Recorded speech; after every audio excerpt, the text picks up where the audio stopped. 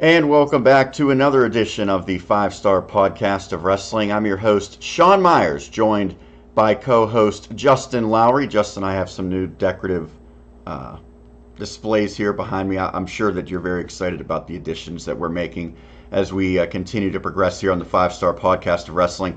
Now, I must say, I'm a little surprised to see you here because I didn't know with the Superstar Shakeup if you would be like switching to another podcast or something like that. So I'm glad that you are still here on the 5-Star Podcast of Wrestling. It's good to see you again in an ever-changing wrestling landscape. Luckily, my contract for this podcast is ironclad. Just like the Big Show. Can't get rid of you. So it mentioned the Superstar Shakeup. That really was the biggest story this week, at least in WWE. And before we get into some of the specifics, and I think there was a lot of notable things that happened, some really good things and some very annoying and maybe discouraging signs. But more than anything, I just want to talk about how I hate the idea of how they do the Superstar Shakeup. I would love to see trades throughout the year, sporadically, maybe, a 1-for-1 or a 2-for-2, something like that, when people need a change of scenery. I think just flipping 20 or 30 people on a whim with no explanation and making it really confusing in the process doesn't really give me what I want as a fan. Yeah, I mean, when you have Raw first, you pretty much have an idea then who SmackDown's going to get, but who comes over to Raw. Now, I mean, because Samoa Joe apparently he's going to be on Raw, and he was supposed to show up on Raw, but he was sick, so they kept him backstage. Well, and I got that information confirmed as well, but that just blows my mind. How do they not at least have a video package or at least have the announcer say Samoa Joe, your United States champion, is now part of Raw? Because if you're just watching, you're not reading the internet, you watch Raw and SmackDown, you have no clue what's going on in that regard, and you're wondering why both the US and IC champions are on the same show. Well, right, and I mean, I guess you'll probably show up on Monday, and there'll be like a late edition, and I'm like, well, that makes no sense. How do you have a late edition? It's supposed to be a 2-night only event. But if he did show up, then you immediately know, like, oh, well, tomorrow Finn's going to show up on SmackDown. I mean, it takes away at least that surprise. It should probably only be one night, and you just right, and like the whole logic of it is, guys from SmackDown come over to Raw. They're on Raw on Monday, so theoretically, the people that are going from Raw to SmackDown shouldn't be wrestling on Raw, right? I mean, if you really think about it. Well, yeah, but I guess SmackDown doesn't draft until Tuesday, so they. But then here's the thing too. If they don't draft till like Tuesday, how can they get to SmackDown? But I think they did Raw and SmackDown in the same place. So, for instance, it didn't really matter. But theoretically, if you're in different cities, how can you be in one city and not the other if you're supposedly not knowing where you're going to go? The whole idea is dumb. Like, there's not a lot of reasoning or logic behind it, and we're supposed to really be attached to either Raw or SmackDown throughout the year, and then we say on a whim, a third of the roster is just going to change. I would rather see much less changing. I think maybe you could do 4 or 5 guys a year. I don't think you need this many people changing because it gets confusing. It gets hard to keep track. And then when you think of like how many people actually stay on a show for even like 2 years, let alone beyond that. I mean, it's a rarity now. You're pretty much The Miz went back and forth, right? He was Raw, SmackDown, Raw. It's happened with a handful of guys. They've gone back and forth year after year. And it sort of makes it difficult to really become attached to a particular brand, which if they really want to make them separate, I think they have to actually create some real-life competition between the two sides. And switching guys each and every year, I think, makes that difficult. Well, with holding joint pay-per-views, I don't know, the whole, whatever. I mean, it's a brand extension, kind of, when they want to call it one, but when, out of nowhere, what was it, 2 weeks ago, Strowman and McIntyre showed up on SmackDown for no reason. Like, and they didn't even end up going to the show. No, they were just there. And then Drew just got up in the middle of the match and walked off. No reason given, just walked away. I don't know. Okay, so we both agree they need the brand extension because of how big the roster is. Yes. What's the best way to go about this? Well, what was something when they were doing SmackDown only pay-per-views or Raw only pay-per-views? I guess they were saying that they didn't have enough storylines to fill out a card. Whose problem is that? That's not on the wrestlers. No, isn't that their job? And honestly, with 3 hours of Raw, how can you not fill out a pay-per-view card? And even with 2 hours of SmackDown, you should be able to have a title feud, a secondary title feud, a woman's feud for the title, a tag team title. There's already 4 matches, and then you could have 2 or 3 other matches of things going on, and there's your 6, 7 matches. Because you don't need to have a 5-hour pay-per-view. Right, pay-per-views can get by on 7 good storylines and matches. Right. Each match can have 15 to 20 minutes. The bigger matches could go 25 minutes. Here's one of the issues. When they tried to initially have the Raw and SmackDown separate pay-per-views about a year and a half ago, I guess, they were doing them so frequently that there really wasn't enough time to build because it was like every 2 weeks they were alternating.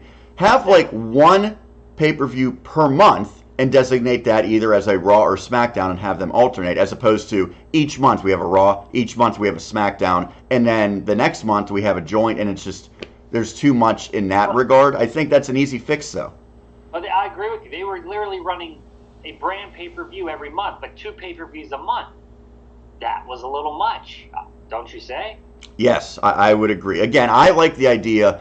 I want to see a trade in December if someone is, floundering on SmackDown and they're not doing anything.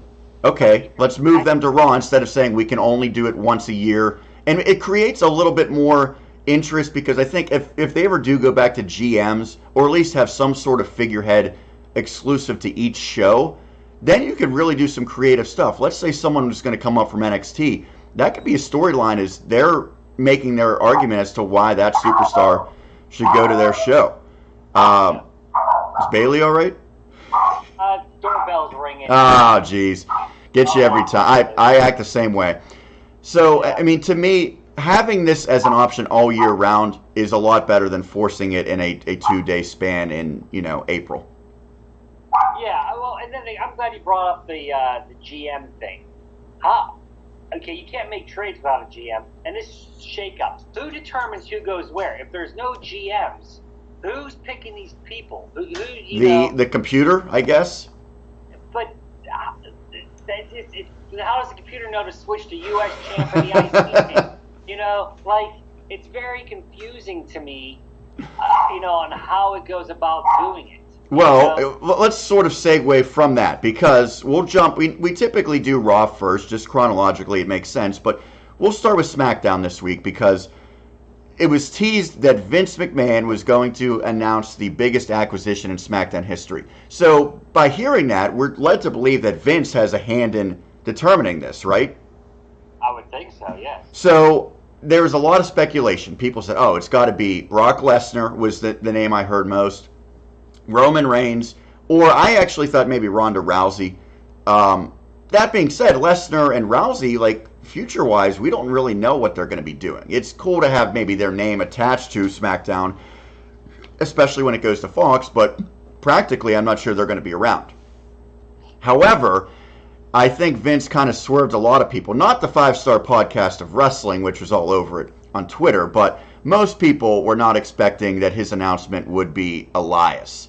And this is significant because obviously it was, as I mentioned, a bit of a swerve. Ultimately, it was Roman Reigns who was really the big name who interrupted this, and we'll get to that. But this is what I have been in particular, longing for months. And you've said something similar along these lines, Justin. You need to give him, something significant, a storyline that really is more than just him coming out and singing a song. It looks like at least one night into his SmackDown career, things could be different for Elias, and this really seems like it could be a turning point for his career, at least if Tuesday's any indication. I'll believe it when I see it. I believe we probably thought there was a turning point when he feuded for the IC title with Seth Rollins, and then cut short on that. Yep, that was dropped. So you need to see it. I mean, who's he going to feud with? I don't think it's going to be Roman Reigns. Well, let me ask, why not? I don't know either, and I've heard talk that maybe Roman does something with maybe like a Randy Orton, but you already have this storyline set up based on what you showed on Tuesday, And it seems like Kofi's probably going to go in a different direction. So it just kind of makes sense that you could go forward with this, at least for, the next few weeks into the next pay-per-view, which I don't know. I don't even know what it is. Is it Money in the Bank? Yes, it is. Yeah. Okay. Which apparently they moved up from what, June? Yeah, that's what confused me. It was in June previously. Yeah, well, they moved it up apparently a week before or 2 weeks before. All Elite Wrestling does their pay-per-view. They want to try to take some attention away. So look, they haven't had a show yet, and they're already making Vince and company, change up plans. So regardless of what happens with Elias, he's now on SmackDown. And as I mentioned, he was interrupted by Roman Reigns. And that really was the biggest takeaway, is that Roman is now on SmackDown. It's not really shocking. I think a lot of people speculated this would be the case, especially after we saw how things unfolded on Monday night. So Roman goes over there. A couple things about that. One, there's no doubt the company still sees him as maybe the biggest face of WWE going forward. But we've already heard, maybe not boos, but kind of a quiet reaction, not really a true face reaction for Roman Reigns. It's only going to be a matter of time until he gets the reaction that he had, before his leukemia, unfortunately. So are we going to see the exact same thing with Roman that we saw unfold over the past 2 or 3 years? Booking-wise, you're probably going to get the same. If I'm Kofi, I'm like, oh, crap. How long he might at best have it till SummerSlam. Roman, I can see him winning the title at SummerSlam. He's going to have it by the time October hits when they go to Fox. That's why I think he's over there. Fox wants some big names. Roman's a big name. He's going to go into that as their champion when they, debut on Fox. I think that's just I'm almost say that's a guarantee. As the same face style Roman Reigns that, the fans really don't get behind? Yes. Oh, yeah, because Vince ain't going to change it. Vince doesn't care. He has no reason to change it. He doesn't, with the network, he has his money. But there's no doubt things are going to change when they get to Fox, because Fox is probably going to be pretty demanding of what they want, and specifically of keeping the ratings high. You can't have this lull that Raw and SmackDown have had over the past 6 months. You have to consistently be much better of a product to keep the ratings high. So WWE is really going to have to step their game up. And I think this is big because the people that got drafted to SmackDown and the ones who stayed on SmackDown, that is a big-time role, because I get the feeling that SmackDown really, for the first time ever, might become the A show when it goes to Fox. Because that's where the money is, Justin, and that's what matters. Yeah, but it's still going to be on Friday night. You're not going to have an A show on a Friday night. I can see. The Raw ratings are so bad. SmackDown's been staying pretty even for SmackDown, but Raw is only beating SmackDown, but maybe 500,000, 700,000 people. I saw from last year's Shakeup to this year's Shakeup on Raw, 1 million people watched less. A whole million people difference in a year. Where did those million people go? Are there 1 million less wrestling fans? Or there's just 1 million less wrestling fans watching WWE? If I'm Vince, I would be a little concerned about that. There's enough money coming in where money's not a problem. It doesn't matter. That's why he's going to stick to what he wants, because he has the money. If people would start pulling out their advertisements or their investments into his company, that's what would make him change. Until that happens, he's not going to make any changes. Well, here's some big things about Fox. You mentioned it's going to be on Friday night, but in our lifetime, we maybe saw a little bit of Saturday Night Main Event, but we were kind of too young to see really the heyday of Saturday Night Main Event, because that was on cable television. Yes. Otherwise, almost everything has been on USA or TNN or whatever other channels, Sci-Fi. This is a big deal because they are on a cable network. So even though the Friday night time slot's not great, cable network Friday nights, they've been known to have sometimes some pretty impressive showcases of different shows on there. And I know you could probably attest to this growing up. There's a lot of comedy shows and things like that were pretty popular. When you think of SmackDown, however, with Fox backing it and promoting it, it's going to be a completely different level. I've already heard that potentially Fox is going to be advertising SmackDown during the Super Bowl. The attention that this show is going to get, is going to greatly surpass anything that USA has done for Raw or SmackDown, really, in the entire existence of those shows. Yeah, and plus it's getting like an hour show on what, Fox Sports 1? You know, like an inside. Which might be NXT eventually. No, I think they said it's not NXT. It's some type of inside wrestling show. Like it's gonna be like a studio show. Okay. Like somebody, it's something different. Would that also run Fridays? No, I think a different night on Fox Sports 1. Because I heard that it's not 100% set in stone that SmackDown will just be 2 hours. There's a chance that there could be a third hour added. We don't know that yet. And truthfully, for the best sake of the fans, probably 2 hours is best. But I really do think that things are going to feel a lot different when it goes to Fox. And I think there's going to be a lot more pressure on WWE to make sure it's a great show each and every week. Well, there's going to be pressure by Fox being put on them. Right. It's going to be interesting. I don't know how good the ratings are going to be. I don't know, because wrestling right now, WWE, they're in a down period. There's not a lot of hype behind them. There's more like whatever towards them. There's a lot of negative towards them. It seems like a lot of wrestlers want to leave the company now. I think that has more to do with WWE has signed too many wrestlers. They have too many wrestlers and not enough spots. So people. Well, it's more about the creative not using these guys correctly, right? Even that, but there's still too many. You have too many wrestlers. You can't feature all these great wrestlers.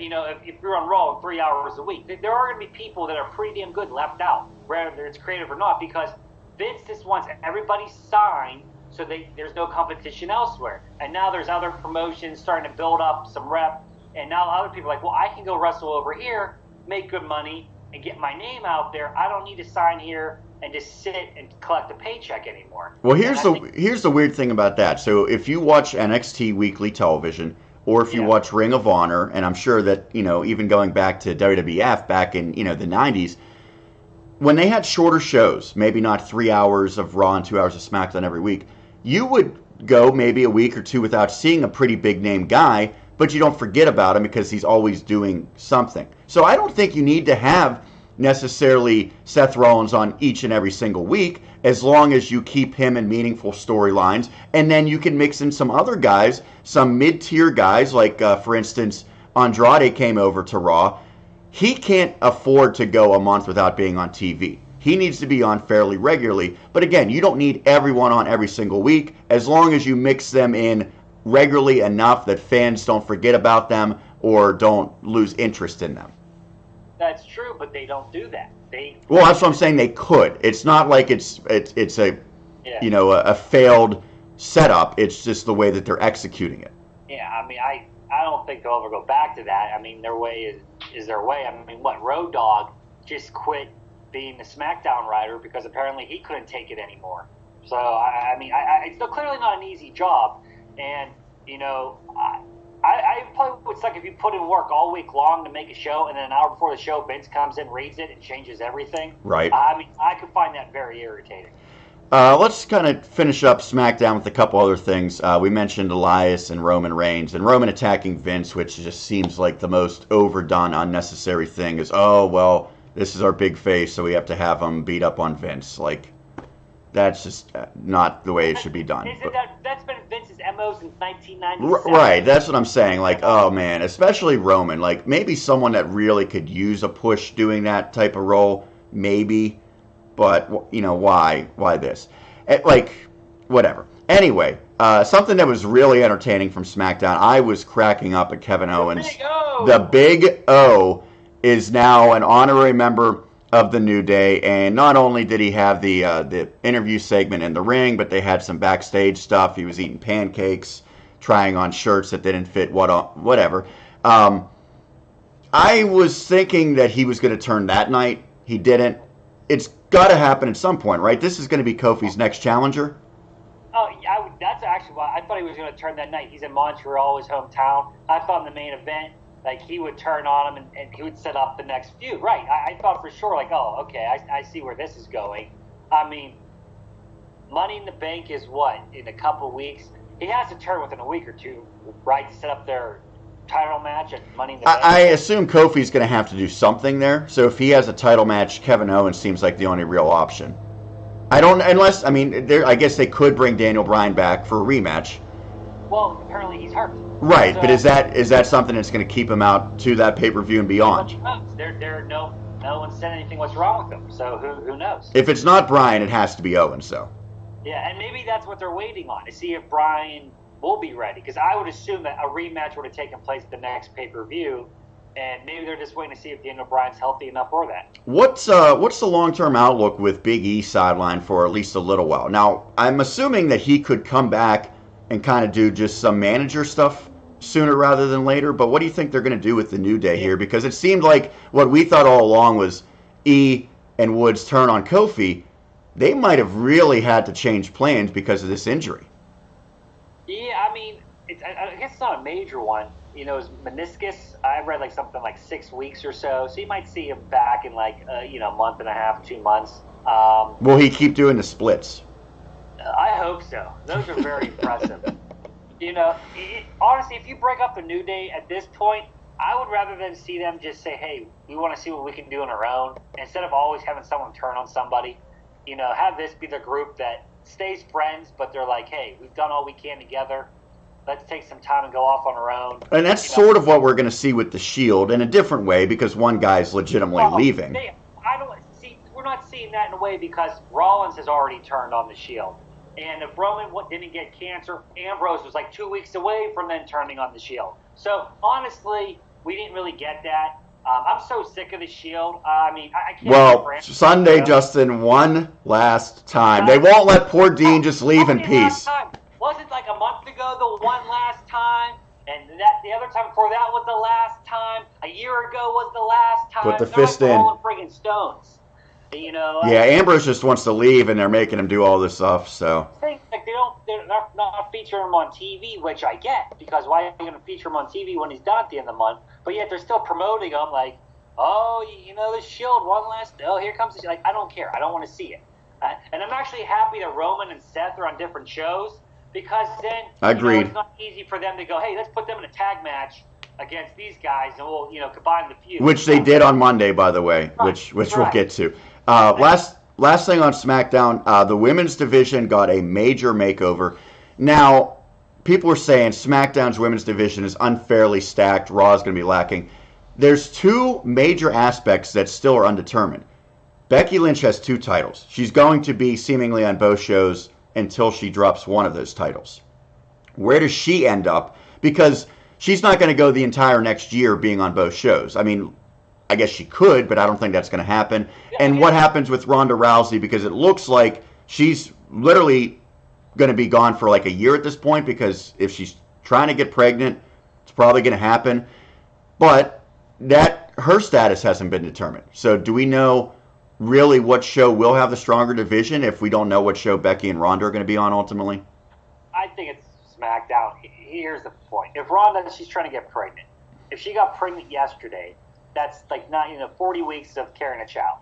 Then you got to recover. It's over a year for sure. Oh yeah, you were over a year, right? So that you can't even honestly talk about her as. Do you believe that we're not going to see her for the next year? Do you think that's her next? If she gets pregnant, yes. Yeah, which appears to be the goal. Yes, that's her goal, and that's great. So I don't expect to see her for a whole another year. I totally. It's sort of weird how they didn't really. I mean, she didn't like come out and say that she's going to be leaving or anything, right? I mean, she was supposed to, but when she broke her hand, that they just decided to drop that because she had to have surgery on her hand. So okay. So I know that. So take Ronda out of it. And how about Becky? I'm going to assume that. See, this is a good question.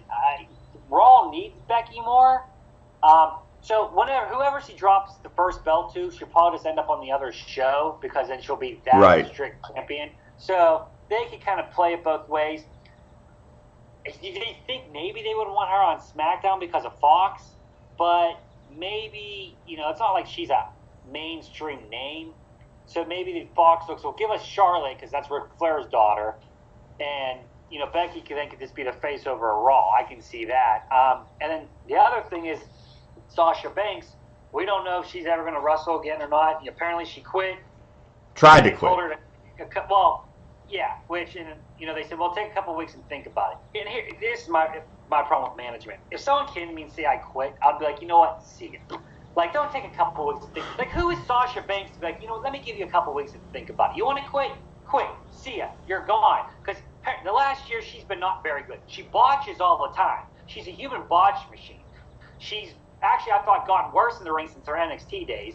She's clearly overconfident. I would sort of agree that she's not the wrestler she was in NXT, but I don't necessarily think that she's physically less capable. I think sometimes, like, when someone gets a huge push, a lot of times they respond accordingly by having their best matches. I think it's about opportunity and sometimes a mindset. And right now she knows, like, I'm wrestling tag team, I'm going against Nia and Tamina and the Iconics. It's not the same mental approach as when she was facing Becky and Charlotte and Bayley in marquee matches. And her and Charlotte had some great main roster matches, some of the best women's matches we've seen. But now it's Becky and Charlotte and Ronda. It's not Sasha. I think if she gets the opportunity and they push her, she will absolutely respond by being one of the best in the company, no doubt in my mind. I don't care. Just go. I mean, there's enough women in NXT, enough women on the main roster. You're easily replaced. You're not irreplaceable. So, well, it's not even that, but doesn't that sort of, if you're WWE and anyone is unhappy about anything, and this literally seems like it was Sasha being upset that she was going to lose the title and then potentially get split up from Bayley. Yes. That's not the worst thing in the world, is it? Well, but apparently she's had fits before. Right, but I'm saying it's not like they're not even putting her on TV. Like, she's not been booked great, but she hasn't been, you know, bottom of the card. It's not like she's Sanity or something like that. Right, well, it's almost like, well, I want to be champion, or I want to do this. If I don't get my way, you know, I'm throwing a temper tantrum. Becky could have done that a year ago, but it worked out in her favor. Remember, at this time a year ago, she was a nobody. Well, she was not being barely used on SmackDown. You would go a couple of weeks without seeing her on SmackDown, and yeah, I would just get rid of her. And you know, going back to the, you know, there was a couple of weeks ago, you know, wrestlers are independent contractors, not employees. Okay, this is another thing. People go, I want to quit. Well, if you're an independent contractor, you can just quit whenever you want. You know, it's funny. Vince and, you know, the company, they're like, oh, you want to quit? No, we're going to hold you hostage. Like Neville. You know, you're not really an employee. No, you're not our employee, but we're not letting you go anywhere. Well, see, with Neville, I feel like it was sort of interesting because they didn't really screw Neville because he was still getting paid to not wrestle. That's not a terrible thing, and then they ultimately did let him go. You're getting your paid, your downside, but here's the thing. In any job, even I'm an employee at my job, if I go to my boss and say I quit, I'm done. I quit. Like, well, you know my perspective because I certainly know this firsthand. So, like, you could do whatever you want, and they were entitled not to give you anything. And that's, you know, that's a whole different topic for a different day. But we talk about wrestlers: should they be employees or independent contractors? They treat their wrestlers as employees, but then when it comes down to the fine line, they're like, well, they're independent contractors. Well, then you can't treat them like employees, there, Vince. Right. And before we get too far off the topic, I mentioned SmackDown seems like it's stronger women-wise because they got some big additions. Now, I was a little disappointed by Paige's announcement. We all thought it was going to be the Sky Pirates, which is Kairi Sane and Io Shirai. Well, it's half of that, as Kairi Sane came up, but she's now with Asuka, which, I don't know. I think Asuka at this point could probably be on her own and still have success, or put all three of them together and make it like a really strong faction. Either way, this is just going to be a tag team that contends for the tag team titles. But Bayley and Ember Moon also went over, and they kept pretty much everyone except for Naomi, right? I think Naomi was the only one that I remember leaving. Yeah, she's the only one that left.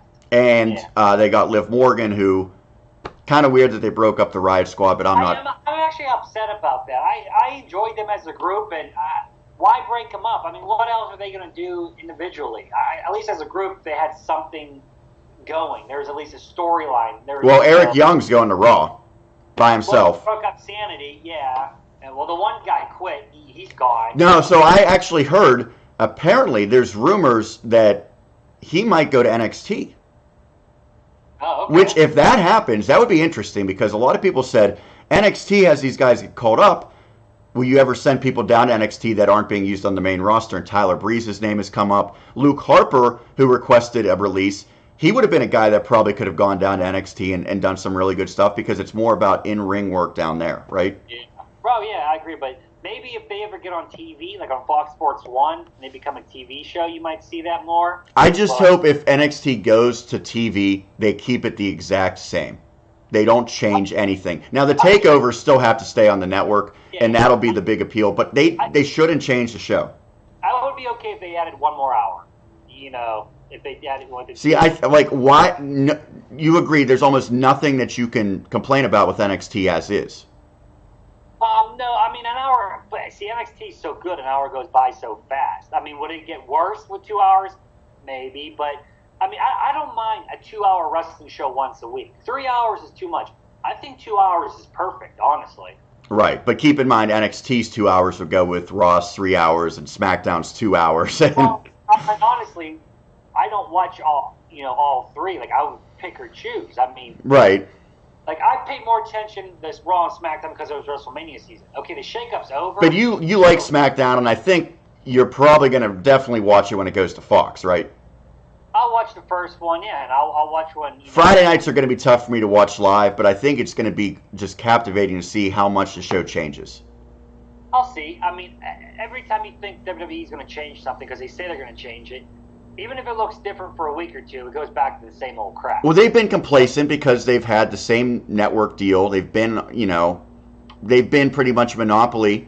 Well, you mentioned All Elite Wrestling is coming. And Fox is going to be a completely new frontier. So I do think you will see changes, at least on SmackDown. Hey, this fall, wrestling's going to be very interesting. Coming October, you're going to have a new promotion getting a weekly TV show. SmackDown's going to Fox. There's a big change. We'll see what happens. Is there going to be another boom period? Or, is Fox going to regret the deal? Is right. AEW going to fall flat? I don't know. We'll see. Time will tell. Let's touch quickly on Raw. The thing that everyone's talking about is Vince McMahon, in a matter of seconds, ruining one of the hottest tag teams in the wrestling industry. The Viking Experience made their debut on Raw. Yes, you recognize them if you've watched NXT as Rowan Hansen. The War Raiders, who were formerly War Machine. Now, this is where I get really annoyed, Justin. I think War Raiders was a good name. Because War Machine, that was also linked to like a UFC guy who was like in jail for something horrible. So you understand why they don't want people Googling War Machine and they find this UFC guy that, whatever. War Raiders worked. If they're afraid to use the term war, change it slightly. I said like Viking Raiders or something. I mean, you can't just say the Raiders because then you're going to get the football team. But why change it entirely to a terrible name, and then even worse, change their individual names to something stupid where the announcers had no idea what Hansen's new name was? They said it 4 or 5 different ways. I think it's Ivar, I-V-A-R, but I swear I heard Ebor and Ibar. So, it's just awful, and anyone who followed them and liked them is ticked off. Anyone who doesn't follow them, they don't have any idea what to make of this stupid, something out of the 1990s WWE gimmick. Yeah, when they first came out and they were like, the Viking Experience, I was confused. It took me 30 seconds to what? They changed their name. It took me 30 seconds. I was sitting on my couch trying to process what the hell just happened. By the way, it was a surprise. I don't think people expected them to be called up because they're the freaking NXT Tag Team Champions. Okay, I want to touch upon that. Okay, they got called off. Why don't they have their belts with them? What's wrong for showcasing that they're the NXT champions? You read spoilers for NXT, right? Yeah. They did a TV taping. Did the Viking Experience drop the titles? Honestly, I don't know because I didn't read them. I feel like I would have seen that if they did. Maybe they did. Maybe that's the only explanation is if they lost it at the TV tapings, that would free them up. Kevin Owens came up before he dropped his belt, if I remember correctly, right? Yes. And he wrestled on a takeover and dropped it. To Finn, yep. So maybe they'll do something like that. Because Johnny Gargano was the North American champion, but then he lost it on TV and then it aired later. So it's sort of weird when he came up to Raw, how they did that. But they called him the NXT Chino. Yes, I think Graves did mention that. So why not have your belt to showcase that? That makes no sense to me. But the name is awful. I was going back and forth with people on Twitter. You know, it sounds like something at an amusement park. Yeah, 100%. It sounds, or something you go on a Bill trip, that you're at a history center. Hey, guys, let's come into this room. This is the Viking experience back in 1710, you know, blah, blah, blah. And if you're a kid, the Viking experience, they come out looking like Vikings. It almost is like a 1994 gimmick. Like Manitar is going to be coming out with them. He's going to be their new manager. Well, people are saying the Berserker, and that was a joke. And then the word comes out that Vince almost called them the Berserkers. Berserker, yes. Like, who? Like, there has to be two consistency between NXT and the main roster. That was my point. If they came to NXT and they determined we can't use the word war if they make it to the main roster, then do this gimmick change before or when they debut in NXT so that it's not a shock to everyone's system. Right, so that tells me, does Vince not pay attention down there? Hey, we're going to call up this tag team. Okay, all right, Hunter, what do you call them? The War Raiders. Oh, no. Well, Vince, they're our tag team, you know, champs. They've been on, you know, for how long they've been there? 6-7 months or whatever. And that's the name everyone knows them. That's okay. No one will care. Meanwhile, they have an NXT takeover called War Games. They have an event called War Games. So if they don't care about that, why do you care if there's war in their name? It's just stupid. The other thing that no one talked about is they were on the heel side. Now, I don't know if they're necessarily heels or not, but they were with the heel tag team because they were with, I think, the Revival against the Faces, right? Yeah, right, yeah. What's going to happen there? We don't know. This is another case. We don't know what we're supposed to cheer for and cheer against. Because when they came out, they were doing the war, which that has to stop now too, right? Because we can't chant war, so it's going to be like Viking. But, like, you know, it makes no sense. You don't know if they're heels or faces. Sometimes I don't know if the Rival are supposed to be heel or faces. They come off facey sometimes. I don't know. And why is Ricochet and Black still attacking? I was really hoping they would split up, like go to separate brands. Because they weren't a tag team at all in NXT. And they're fine short term as that. My concern is they're never going to create separate identities. Both those guys are solo stars on their own. Easy. I mean, easy money there. And I hate Vince. They're just stupid. WWE is so stupid sometimes. All right, let me run through some. All right, Randy. Let me run through some other things. AJ Styles to Raw. People forget he actually was on Raw for like 3 months when he debuted, but he's been Mr. Smackdown since then. Seems like a big change. I don't know that it's going to benefit AJ. I think it might help Raw more than it helps him. That was the big coup for Raw. He's a better wrestler than Roman. He's not as big of a name in wrestling circles, however. It depends on what type of circles you're going through. Some circles. WWE tries to cater to the broadest audience. Yeah. Apparently, he does sell merch pretty well. Oh, I'm sure he does. Even kids. And he's been booked so well that it's like, why change what was working for him? Because you don't know when he gets to Raw, they might not treat him the same as what he was on SmackDown. You would think, what's he going to be? The second face on Raw behind Seth Rollins then? I mean, one or two. I mean, I would assume that he'll be the second face. Do you look at a guy like AJ Styles and say this could maybe be a good thing to give him a new spark? Because not that he ever got boring, but he was sort of in a rut like his last 3 or 4 months. I think maybe they viewed it as, what left is there for him to do on SmackDown right now? Okay, he had his feud with Randy Orton. He was the champion for a long time. He's not going to, feud with Kofi over it. We had the Daniel Bryan. But there's so many things, especially with all the guys that came to SmackDown. Had AJ stayed there, you could have had him and Roman. You could have had, like you mentioned, him and Kofi would have been a really cool thing to see, even though it's sort of hard to book. Yeah. That's why you're getting paid this big money to be creative writers, to figure out how to make two great in-ring guys work in a storyline. Hey, now maybe we can get AJ and Seth Rollins. That would be great as well, no doubt. That could be good, yeah. Sami Zayn was one of the stars of Raw. It was just incredible. He was in Montreal, so he played up every second of it with Alexa Bliss looking on in approval, as we all looked on in approval of her. Sami Zayn is so good in this role because he came out and, that was one of the best reactions I've heard in a long time. It was incredible. And he was going down and it was so good, and then you kind of knew he was going to turn it on him, and then he just walks off. In ring wise, he looked like he was a little rusty and a little out of shape, and his hair's struggling a little bit. He's pretty thin up there, but character wise, I think this is like maybe an all time high for him, and that might be more of a focal point because he knows being a great wrestler only got him so far. If he could be one of the most over heels on the roster, that could take him even further. Oh, it was brilliant. I mean, you text me, like, oh, this is great. I'm like, I had to pause it because, the kid needed a diaper change and stuff. So I took care of him. I came back and I played it. And, I was dying. Like you said, when he, like, fell off the chair, the crowd had to know he was going to turn on him. It was amazing. The reaction was awesome. He's very good. I never knew he had that much charisma because even on the Ring of Honor and stuff, he didn't really get to showcase all that, wearing the mask and the whole gimmick. I thought in NXT the storyline with him and Neville and Zayn ultimately winning was one of my favorite ever. But that was definitely an underdog. That's like Daniel Bryan type stuff. Right. This is completely different.